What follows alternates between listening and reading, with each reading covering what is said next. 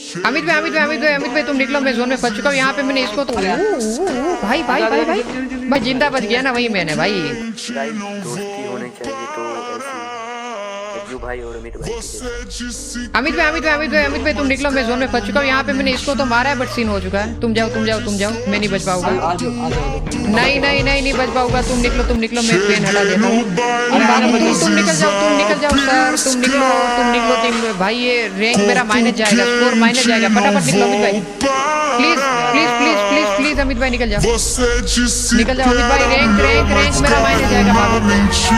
Medkit है सामने। तुम निकलो मैं गया। तुम निकलो मैं गया। अमित भाई निकल जाओ तुम। मैं गया हूँ तुम निकलो फटाफट से।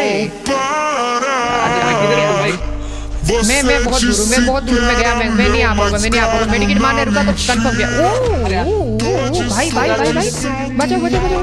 मारो। नेक्स्ट लेवल भाई, नेक्स्ट लेवल आ गया।